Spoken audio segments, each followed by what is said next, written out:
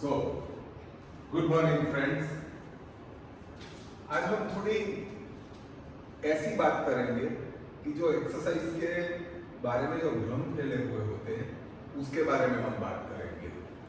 ये देख रहे हो एक्सरसाइज, ये सारी एक्सरसाइजेस, ये किसकी एक्सरसाइज है? किसी को भी पूछोगे तो वो बताएगा कि ये जो है ना वो पेट की एक्सरसाइज है सारी, ठीक है।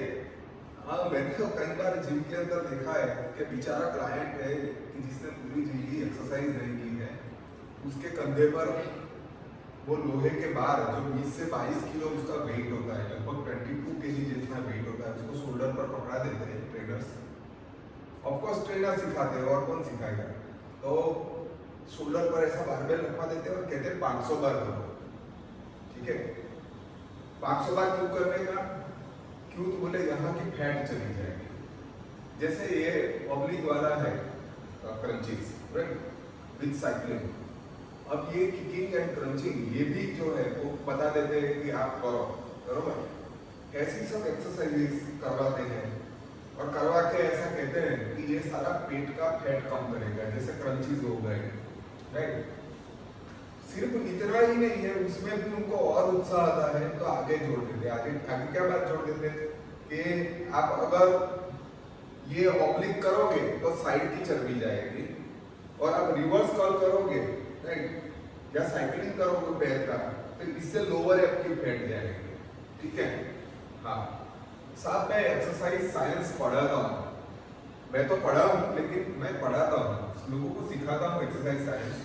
एक्सरसाइज साइंस में या इवन फंक्शनल एनाटॉमी जिसको बोलते हैं, उसके अंदर एक ही पेट होता है, और मैं आई होप आपको भी एक ही पेट होगा, राइट। और एक ही पेट के जो 4 लेयर के मसल्स जो है, राइट, वो चारों लेयर के मसल्स जो है वो सारे खत्म हो जाते हैं आपके पेल्विक क्रेस्ट, यानी कि हिप बोन जो है उसके स्टार्ट पर से खत्म हो जाते हैं। मीन्स हाँ, no muscle is crossing hip joint, first thing, यहाँ मसल खत्म हो जाते हैं पेट के। सबसे लंबा अगर कोई है तो रेक्टस एब्डोमिनिस मसल है, जो कि यहाँ स्टर्नम और पोस्टेरियर तक जाता है और स्टार्ट होता है प्यूबिक बोन से। ये जो हड्डी होती है यहाँ नाभि के नीचे, वहां से लेके वहां ये सबसे लंबा पेट का मसल होता है। वो सिंगल सीट होती है ऐसी। ये जो टेंडिनियस इंस्क्रिप्शन होते हैं यहाँ पर एक, तो उसकी वजह से 6 या 8 दिखते हैं। एक्चुअली 6 या 8 जो मसल है नहीं, राइट। तो ये सारे के सारे जो मसल्स है, ठीक है, यहाँ से यहाँ लेके वो एक ही बेल्ट है। अब उसके नीचे पेट का कोई सेपरेट मसल्स नहीं है। अब पहला फंडामेंटल समझ लेंगे कि कोई भी मसल जो है, यू कैन सी दैट, कोई भी मसल जो है वो सबसे पहली बात है कि इफेक्टिव तब रहता है कि जब वो कोई ना कोई जॉइंट को पास करता है। अगर वो कोई जॉइंट को क्रॉस ही नहीं करता है तो वो मसल जो है वो जॉइंट के अंदर कोई मूवमेंट नहीं करेगा। Every joint requires at least 2 muscles, right, in most of the skeletal muscle cases and joints. कि उसको मैं यहाँ के सब सुचर वगैरह की बात नहीं करता हूँ, मुझे फिर कंफ्यूज मत करना, राइट। मैं बात करता हूँ जो साइनोवियल जॉइंट्स है जिसमें मूवमेंट पॉसिबल है, उसके अंदर एटलीस्ट 2 मसल होते हैं। एक मसल ऐसा होता है कि जो फ्लेक्स करता है, और दूसरा मसल ऐसा होता है जो एक्सटेंड करता है। अब इसको गुरुत्वाकर्षण लगता है, राइट, इसको गति के नियम लगते हैं, उसको उच्चालन के नियम लगते हैं, राइट, उसको इलास्टिक रेजिस्टेंस के नियम लगते हैं। ये बहुत सारे नियम लगते हैं। उसके बाद में मालूम पड़ता है हमें कि कौन सा मसल कब काम कर रहा है, कैसे काम कर रहा है। एक बात तो ये हुई, राइट। तो पहले तो लोअर एब्डोमेन जैसी कोई चीज नहीं है, राइट, एक ही एब्डोमेन है। और कई बार ऐसे जो पुलअप्स बार होता है उसमें ऐसे लटका के आपको ऐसे ऐसे करवाते हैं, या दोनों पैर जो है उससे टमी टक जैसा ऐसा करवाते हैं, राइट। और बोलते हैं कि इससे लोअर एब्डोमेन जो है उसकी फैट चली जाती है, यहाँ के बहुत जोरदार मसल। अरे भाई, ये जो हिप जॉइंट है वो हिप जॉइंट में पेट के कोई मसल ही नहीं है। इलियोपसोअस मसल जो है वो जिसको हिप जॉइंट फ्लेक्शन का काम करवाते हैं, राइट। एब्डोमेन के मसल अगर हिप जॉइंट को क्रॉस ही नहीं करते हैं तो हिप जॉइंट में आप कोई भी मूवमेंट करोगे तो यहाँ असर कैसे होगा? हाँ, होता है। जो असर होता है वो इसलिए होता है कि आप लटकते हो तो बॉडी झूल जाता है। तो कोर मसल्स जो है उसको बॉडी को स्टेबल करने के लिए एंगेज रहना पड़ता है। तो आपको थोड़ा बहुत ऐसा लगता है कि ये सब टाइट हो गया, राइट? पर वो मसल जो है वो लोअर एब्डोमेन के नहीं है, एब्डोमेन के है, बैक के मसल से दोनों साथ में मिलकर काम करते हैं। और यहाँ जो मसल्स है ना, ये थाई के मसल्स आगे पीछे के, वो पेट में कुछ काम ही नहीं करते, क्योंकि वो पेट के मतलब करोड़रज्जु जो हमारी होती है, क्या बोलते हैं इसको, स्पाइनल कोड या स्पाइन होती है अपनी, वो स्पाइन को किसी तरीके से क्रॉस करते ही नहीं वो मसल्स। तो नेचुरली वो यहाँ पर फ्लेक्शन का काम नहीं करते हैं। ऑलराइट, ये फर्स्ट पॉइंट हुआ। दूसरा पॉइंट एक बहुत ही इंपॉर्टेंट ये है जो फैट के बारे में बात कर रहे थे। सी भैया कि अपना बॉडी जो है वो फैट सिलेक्टिवली यूज नहीं कर सकता। कभी ये पॉसिबल नहीं है कि मेरा बाइसेप जो है वो खाली बाइसेप के आजू बाजू की ये बाहरी फैट को यूज कर पाएगा। ये हकीकत है कि मसल्स के अंदर जिसको एफएफए कहते हैं, यानी कि फ्री फैटी एसिड्स वो होते हैं, राइट? और उसके साथ उसके एंजाइम्स होते हैं जो कि उसमें से एनर्जी फैट में से बना सकते हैं, ठीक है? वो सही है, लेकिन हमें ये जो फैट है जो पकड़ पाते हैं ये हमारी स्किन के डायरेक्टली नीचे होता है, राइट? और फेशिया का जो सुपरफिशियल लेयर होता है उसके और स्किन के बीच में होती है ये फैट। तो ये फैट जो है वो कोई स्कोप ही नहीं है कि वो मसल तक जा सकते हैं, कोई स्कोप नहीं है। मैं आपको समझाता हूँ। स्किन के नीचे अपने बॉडी की 50% फैट होती है, 50% एटलीस्ट, जो डायरेक्टली स्किन के नीचे होती है, राइट? उसके नीचे फेशिया होती है, फेशिया के नीचे डीप फेशिया होती है। डीप फेशिया जो है उसके साथ आपके मसल्स, आपकी वेन्स, आपके सब कुछ जो है वो लगा हुआ होता है। उसके भी नीचे वाला पोर्शन जो होता है, राइट, वो और एक डिपरमोस्टर सेरेस करके एक दूसरा एक फेशिया होता है, और उसके वो दोनों के बीच के अंदर वो और डीप फेशिया, उसके बीच में ये सारा मसल्स वगैरह होता है। अब आप सोचो कि यहाँ की फैट जो है वो यहाँ से वहाँ पहुँचेगी कैसे? That is not possible, right? और बॉडी ऐसा सिलेक्ट नहीं कर सकता है कि मैं तो पेट की फैट खाऊंगा। अच्छा, मेरे पास कई महिलाएं आती है, बोले सर બધું બરોબર છે, पर મને છે ને અહીંયા થોડી સાઈડમાં ફેટ છે એ કાઢવી છે, એટલે એની એક્સરસાઇઝ बताओ, राइट? या कोई कहते हैं कि मैं एक्सरसाइज करती हूँ ना तो मेरा पेट की फैट जाए उससे पहले गाल की फैट चली जाती है। कोई होता है वो ऐसा कहता है कि नहीं, मुझे तो खाली हाथ के पीछे की फैट निकालनी है। मैं आप सबको बता दूं, जो मेरे क्लाइंट को मैं बताता हूँ वो ये है कि ये पॉसिबल नहीं है, राइट? ये तो बैंक अकाउंट जैसा है।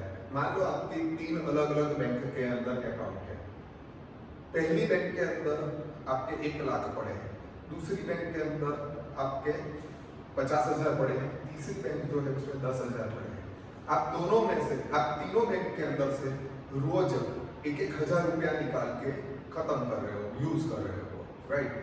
तो जो बैंक में सबसे कम अमाउंट होगा, यानी 10,000 वाली बैंक, तीसरी बैंक, उसका अकाउंट सबसे पहले खाली हो जाएगा, और जिसमें 1 लाख पड़े हैं उसका अकाउंट लास्ट में खाली होगा।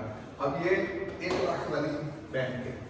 पुरुषों को पेट के ऊपर आगे वाले हिस्से के अंदर फैट जमा होती है, और स्त्रियां जो होती है उनको हिप्स में, थाई में और सो कॉल्ड लोअर एब्डोमेन यानी नाभि के आजू बाजू, है ना? यानी ये हिप ही हुआ, ये पूरा हिप है, ये हिप का फ्रंट पोर्शन है, पेट तो ये है, राइट? तो ये पोर्शन जो है हिप और उसके सराउंडिंग और थाई, उसमें स्त्रियों को ज्यादा फैट लगती है। तो पुरुषों को पेट में से लास्ट फैट जाती है, वीमेन को यहाँ से आपका लोअर एब्डोमेन, मेरा नहीं, मैं नहीं मानता ऐसा, स्त्रियों को यहाँ पर हिप्स और उसके आजू बाजू वाले पार्ट होते हैं, ये भी हिप है, राइट? तो ये सारी जगह पर लास्ट फैट जाती है, क्योंकि सबसे ज्यादा फैट वहां जमा होती है। मतलब ये कि जहां पर फैट सबसे ज्यादा जमा है और सबसे पहले जमा होती है, वहां पर से फैट सबसे लास्ट में जाएगी। जहां सबसे ज्यादा फैट जमा है वहां सबसे लास्ट खत्म होगी, राइट? तो ये हमें ध्यान से समझ लेना है। सो नाउ एक दूसरा पॉइंट मुझे कहना है। एक तो पॉइंट आप समझ गए कि जहां ज्यादा जमा होता है वहां पे लास्ट में खत्म होगा। दूसरा मैंने आपको बीच में एफएफए बोला था, राइट? इसको बोलते हैं फ्री फैटी एसिड्स। हमारे जो एडिपोज टिश्यू जो होते हैं, एडिपोज टिश्यूज के अंदर क्या होता है? फैट होती है। कौन सी? ट्राइग्लिसराइड्स होते हैं। Body can not use triglycerides. Body triglycerides, ये सबसे बड़ा पॉइंट है मेरा, ध्यान से सुनना। ट्राइग्लिसराइड्स को बॉडी एनर्जी बनाने में यूज नहीं कर सकता है, डायरेक्टली नहीं यूज होता है, आई मीन तो ट्राइग्लिसराइड्स जो है वो ट्राइग्लिसराइड्स जो है उसका रीपैकेजिंग होना जरूरी है। तो मसल्स और अपना बॉडी जो है वो ये ट्राइग्लिसराइड्स जो है उसको एंजाइम्स के साथ उसको मिला के, राइट, ऐसा देशी भाषा में बोलता हूँ, तो उसको उसमें से फ्री फैटी एसिड्स मोलेक्यूल्स बनाता है और वो फ्री फैटी एसिड्स मोलेक्यूल्स जो होता है वो रक्त में जमा होता है, सर्कुलेटरी सिस्टम में जाता है और सर्कुलेटरी सिस्टम से होके वो जो एक्टिव मसल है या एक्टिव कोई भी ऑर्गन है वहां पर वो जाएगा और वहां जाके उसका यूटिलाइजेशन होता है। समझ में आया? तो अगर मैं कोई पार्ट की एक्सरसाइज करता हूँ तो उसके आजू बाजू जो फैट जमा है वो मसल में फैट नहीं है, मसल में इतनी फैट होती ही नहीं, मसल में बहुत कम फैट होती है। जो ये फ्री फॉर्म फैटी एसिड मैंने कहा वो होता है, राइट, और बहुत कम मात्रा में होता है और उसको भी लाइपेज के साथ मिक्स होना पड़ता है तब जाके एनर्जी बनती है। बॉडी जो है वो कोशिश करता है कि फैट यूज करने का, लेकिन वो एक आदमी जो है उसका ऑक्सीजन कंजम्पशन की या यूटिलाइजेशन, नॉट ओनली कंजम्पशन, उसका ऑक्सीजन यूटिलाइजेशन की क्षमता जो है उसके ऊपर निर्भर है। तो अगर आप अपना बॉडी जो है उसको एरोबिकली अच्छी तरह से ट्रेन करते हो तो आपका बॉडी जो है वो मोस्ट प्रोबेबली रेस्ट में या ऐसे हलन चलन वगैरह करते हो तो फैट का भी यूज करेगा। कोई भी एक्सरसाइज इसका पर्पज ही ये है कि आपको बॉडी जो है मतलब एरोबिक एक्सरसाइज खास करके तो आपका बॉडी जो है वो फैट ज्यादा यूटिलाइज करे, उसके लिए उसको तैयार करने का, ठीक है। तो इस पर से समझ में आता है कि जो मेरा बाइसेप जो है या मेरा ट्राइसेप जो है उसके पीछे की जो फैट है, ये पीछे वाली फैट जो है वो ट्राइग्लिसराइड्स है जो कि उसके अंदर रहे एडिपोज टिश्यू में है। एडिपोज टिश्यू के बाहर टिश्यू की दीवार होती है, ये वो सब होता है, राइट। तो वहां से मेरे ट्राइसेप के अंदर फैट जा ही नहीं सकती, उसको तो पहले सर्कुलेटरी सिस्टम में जाना पड़ेगा, सर्कुलेटरी सिस्टम में जाके उसका रिपैकेजिंग होगा, रिपैकेजिंग होने के बाद वापस सर्कुलेटरी सिस्टम में एफएफए बन के आएगा, वो एफएफए मसल में जाएगा, मसल के अंदर लाइपेज के साथ रिएक्ट करेगा और उसके बाद उसमें से एटीपी एडिनोसाइन ट्राइफॉस्फेट जनरेट हो पाएगा। That is the mechanism. तो यहाँ का तो फैट यूज होने का कोई सवाल ही नहीं आता है। अगर सर्कुलेटरी सिस्टम में नहीं गया और वहां से जाकर मसल में गई ही नहीं वो फैट, तो वो फैट यूज कैसे होगी? नहीं हो सकती है, राइट। आपके डिब्बे के अंदर आटा है, राइट, और डिब्बा बंद है, तो वो आटा जो है उसकी रोटी कैसे पकेगी? डिब्बे में से आटा बाहर आना चाहिए, आटा पानी के साथ मिक्स होना चाहिए, उसको जरा प्रोसेस करना पड़ता है, फिर उसमें से रोटी पकती है। बंद डिब्बे में से पॉसिबल नहीं है। बंद एडिपोज टिश्यूज जो है उसमें से तो कैसे यूज होगा? ये सबसे बड़ा पॉइंट है जो आपको समझने की जरूरत है। बाद में एक्सरसाइज जो है उससे लोकलाइज टोनिंग पॉसिबल है, टोनिंग पॉसिबल है। आपको ऐसा लगेगा कि ये सब एक्सरसाइज की तो मेरा पेट थोड़ा अंदर है, पर ये पकड़ते हो जो फैट वो तो वही रहेगी, ठीक है। अब आप लोग जो है वो थोड़े कंफ्यूज कि ये बंदा ऐसा बोलता है तो करने का क्या, राइट, मुझे क्या करना चाहिए? मुझे तो फैट निकालनी है, ठीक है। फैट जो है उसके दो पहलू है, एक फैट लॉस और दूसरा वेट लॉस, राइट। ज्यादातर लोग जिम में आते हैं वो वेट लॉस के लिए आते हैं। तो मेरे ट्रेनर जिनको मैं ट्रेन करता हूँ उनको मैं बोलता हूँ ये बात कि भैया देख, तुम्हारे पास जो वेट लॉस करने आया ना उसका वेट लॉस होना ही चाहिए, क्योंकि उसको डॉक्टर ने बोला है कि तात्कालिक 10 किलो वेट कम करो, 10 किलो अगर वेट कम नहीं होगा तो हार्ट अटैक आएगा, डायबिटीज बढ़ जाएगा, ये होगा वो होगा, राइट। तो इसके लिए उसकी इमरजेंसी क्या है? उसकी इमरजेंसी तो है अपनी वेट लॉस, तो उसको वेट लॉस करवाना है, ठीक है। और फिर दूसरे ऐसे लोग जो होते हैं कि जिनका वेट ज्यादा नहीं है, they are not overweight, they are not obese, पर ऐसे लोग जो है उनको क्या करना है? उनको अपनी फैट कम करना है और उनको लीन बॉडी बनाना है। तो ऐसे लोग जो है वो दोनों की दो स्ट्रेटेजी हो गई। मैं आपको दोनों स्ट्रेटेजी के अंदर समझाता हूँ आपको, राइट। तो पहली चीज ये कि अगर वेट लॉस करना है तो आपको डाइट करना पड़ेगा। आपकी डायरी में आज 108 बार लिख लो कि मुझे डाइट करना पड़ेगा, राइट। और वो डाइट जो है उसको चिपक के रहना पड़ेगा। मैंने लास्ट ईयर इवेंट हुई थी मेरे साथ, उसके बाद मैंने 2 महीने के अंदर 16 किलो वेट कम कर दिया था, 16 kg, राइट। तो that is possible, that is dangerous. मैं आपको नहीं कहता हूँ वैसे करो, पर मुझे तो क्या करूँ मैं, वैसे भी डायबिटिशियन ने स्ट्रिक्ट डाइट दिया था तो मेरा तो हो गया उतना, क्योंकि मेरे बॉडी में मसल्स भी काफी थे। तो मेरा मेटाबॉलिज्म काफ़ी हाई था, उनको इतना फास्ट नहीं करवाना चाहिए, पर उन्होंने करवाया और मेरा हो गया, राइट। और आप अगर 3 महीने के अंदर आपका जो टोटल वेट अभी है, राइट, अभी जो आपका वेट है उसका 3 महीने में 5% समझ लो, मतलब 100 किलो के हो आप, तो 3 महीने में 5 किलो वेट कम करते हो तो बहुत अच्छा है, वो अच्छी स्पीड है, राइट। और उससे आपके मसल्स बचेंगे और आपकी फैट जो है वो जाएगी, तो स्पीड मत करना, राइट। हमेशा ध्यान रखो कि जो भी डाइट करते हो वो ऐसा डाइट होना चाहिए कि जिसको लाइफ लॉन्ग आप कर सको। आप लाइफ लॉन्ग सीरियल डाइट नहीं कर पाओगे, ठीक है, डाइट पर कभी फ्यूचर में भूलेंगे, लेकिन अभी मैं आपको बताऊंगा कि आप ऐसा डाइट करो कि जिसको आप स्टिक कर सको। अब मैं बताऊं कैसा डाइट करने का।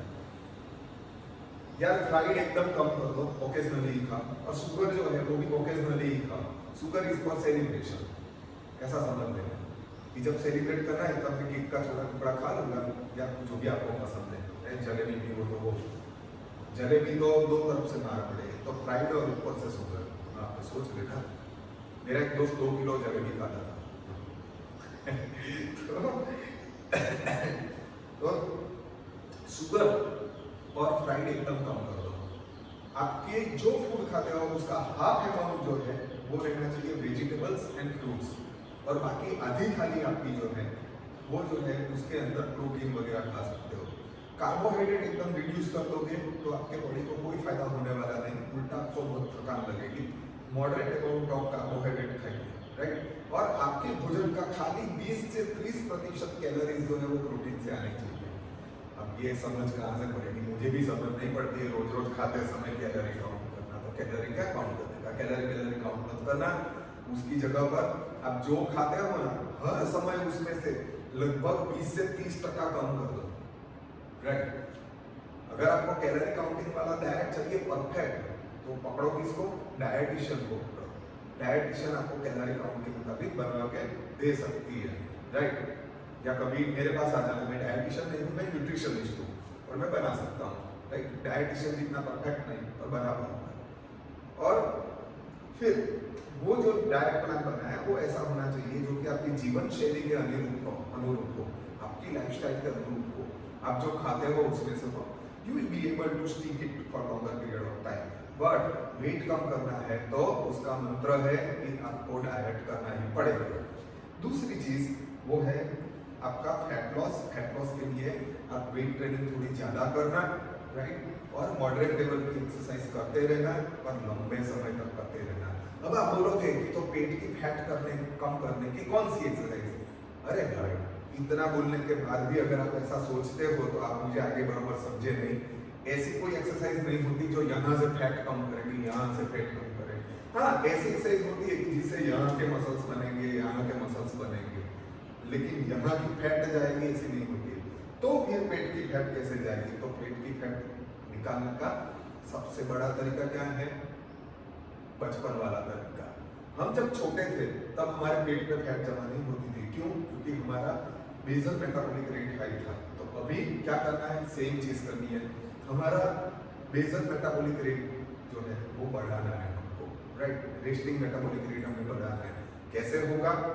तो वो एक अच्छा बैलेंस डाइट, राइट, एक अच्छी बैलेंस एक्सरसाइज और बहुत अच्छी तरह से सोने का, and fourth important thing is emotional balance, right. Meditation करो, प्राणायाम करो, आपके जो भी इमोशनल प्रॉब्लम है वो सॉल्व करो, राइट, और माइंड को एकदम बैलेंस और शांत रखो, राइट। तो उससे आपके अच्छे वाले हार्मोन्स बढ़ेंगे, राइट। नींद और इमोशनल बैलेंस, ये दो चीज जो है वो डीपली कनेक्टेड है आपके हार्मोन्स के साथ। क्यों?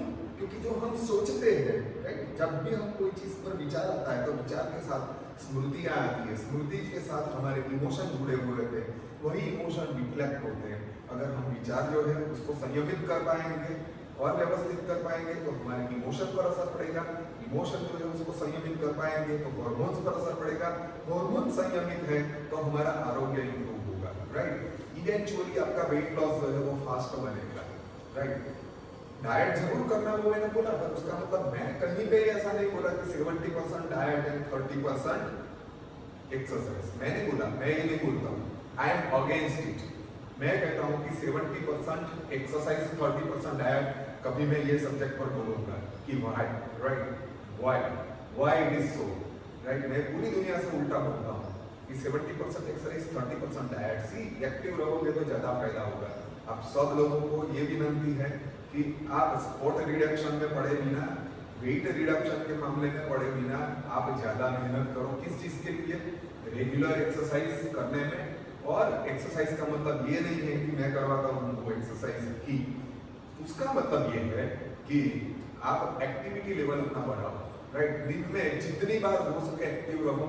आधे घंटे से ज्यादा कभी भी बैठे मत रहो, न तो न्यूज देखने के लिए, न तो कंप्यूटर के सामने काम के लिए। 20 मिनट में एक बार खड़े होना ही है, right. And take a stroll, walk करो, थोड़ा एक्टिव रहो, राइट। घर के अंदर बहुत ही एक्टिव रहो, घर के काम करो। पुरुषों को खास विनती है लॉकडाउन में घर पे काम करना, राइट, क्योंकि जो लेडीज लोगों को सबसे ज्यादा तकलीफ पड़ती है अभी। और आप अगर घर के अंदर हेल्प नहीं करते हो तो मैं यार आपको फिर है ना लाइफ पार्टनर नहीं कहूंगा, आप बोझ हो, आप अपनी पत्नी के ऊपर बोझ हो, राइट। तो वो मत करो, है ना। आप मदद करो घर के अंदर, एक्टिव रहो। नहीं तो घर में आपकी वाइफ तो आपको खुश रखने के लिए अलग अलग खाना बनाती है, लेकिन ये खाना जो है वो आपकी हेल्थ को खत्म करेगा। जब हेल्थ की बात निकली तो मुझे याद आया कि आप वेट कम करने पे ध्यान देने की बजाय पर please focus on your health, please focus on your health, right. अपनी हेल्थ पे फोकस करो अच्छी तरह से, उसको इंप्रूव करो। आपके जो बायोकेमिकल पैरामीटर्स है, जिसको बायोमार्कर्स कहते हैं, उसको इंप्रूव करने की कोशिश करो। ऑटोमेटिकली आपका वेट कंट्रोल में आ जाएगा। अच्छी तरह से रेगुलर सालों तक एक्सरसाइज करो, एक्टिव रहो पूरी जिंदगी, और पूरी जिंदगी हेल्दी एंड बैलेंस डाइट लो। आपको पेट के ऊपर वगैरह फैट आने की कोई समस्या नहीं आएगी। हम लोग भी छोटे नहीं है, हमारी उम्र नहीं बताएंगे, और हम काफी जवान है, बूढ़े नहीं बोलूंगा, राइट। हम लोग काफी जवान है, राइट। और हम लोग जो करते हैं वो आपको कहते हैं, और पूरी जिंदगी हमने जो कहा है वो किया है वही आपको कहते हैं, राइट। तो भाभी कहती है कचरा पोछा मारो रोज, राइट। बहुत अच्छी एक्सरसाइज है, हाँ। और ऐसे चक्कर में मत पड़ो। फिर आप कहोगे, लास्ट में एक पॉइंट बताता हूँ कि तो जोहन सर क्या ये ट्रेनर को मालूम नहीं है कि ऐसा नहीं होता, कि फैट रिडक्शन ऐसे नहीं होता यहाँ से वगैरह। देखो यार, तीन चीज होती है, या तो वो बंदा बेचारा जानता है सब कुछ, पर मेरे भी क्लाइंट कई बार मुझे कहते हैं सब माऊ करो પછી મારું पेट ऊपर से।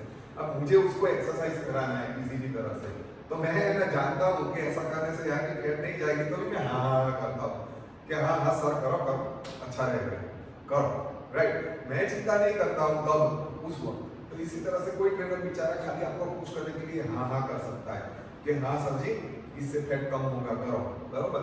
और हकीकत में वो आपके पास से एक्सरसाइज करवाना चाहता है। दूसरे टाइप का ट्रेनर ऐसा है कि जो आप YouTube वगैरह में देखते हो, ऐसे ट्रेनर, ये लोग क्या करते हैं, अपना ट्रैफिक बढ़ाना चाहते हैं। तो ट्रैफिक बढ़ाने के लिए वो क्या है, ऐसा टाइटल रखते हैं कि lose belly fat in 4 weeks और 5 वीक्स और 6 weeks, something like that, right. आप आउट ऑफ क्यूरियोसिटी खोलते हो, बातें तो वही करेगा जो मैंने करी, राइट। लेकिन टाइटल उसने ऐसा रखा और फिर स्मार्टली बोलेगा कि नहीं डाइट तो करना पड़े ना, आपको एक्सरसाइज तो करनी ही पड़े, और ना यहाँ से तो जाएगी, ऐसा मैं नहीं कहता हूँ। मैं कहता हूँ एक्टिव रहो करके, वो घुमा फिरा के यही बात करेगा तो मैंने करी है आपको, राइट। और तीसरे बेचारे अपने इंडियन लड़के हैं, ऐसे कहीं बेचारे लड़के हैं कि जो और कोई काम नहीं मिला, उनका बॉडी अच्छा है, राइट। तो हम लोग उनको कैसे भी मार तोड़ के ट्रेनर बना के बिठा देते हैं। हम लोग बोलता हूँ वो पापी है, वो जमात में मैं भी शामिल हूँ, राइट। तो ट्रेनर्स नहीं है, अपने ट्रेनर्स जितने चाहिए ना वो नहीं है, कम करते हैं। और ट्रेनर्स की जॉब जल्दी कोई लेता नहीं, क्योंकि उसके अंदर बहुत बड़ा फायदा नहीं है, बहुत पैसे नहीं मिलते। वो खाली थोड़े बहुत ट्रेनर को अच्छे पैसे मिलते हैं, बाकी के बेचारे, राइट। तो सारे वो लड़के जो होते हैं वो ऐसे एरिया में आते हैं, रहते हैं, और उस तरह से बड़े हुए कि जहाँ पर एजुकेशन वगैरह ठीक से नहीं हुआ है, तो इन लोगों को माफ कर देते हैं, राइट। उनको मालूम नहीं है कि वो क्या कर रहे हैं। वो तो बेचारे जो देखते आए हैं, कहते आए, उनके गुरुओं ने जो बताया वो बोलते हैं, ठीक है।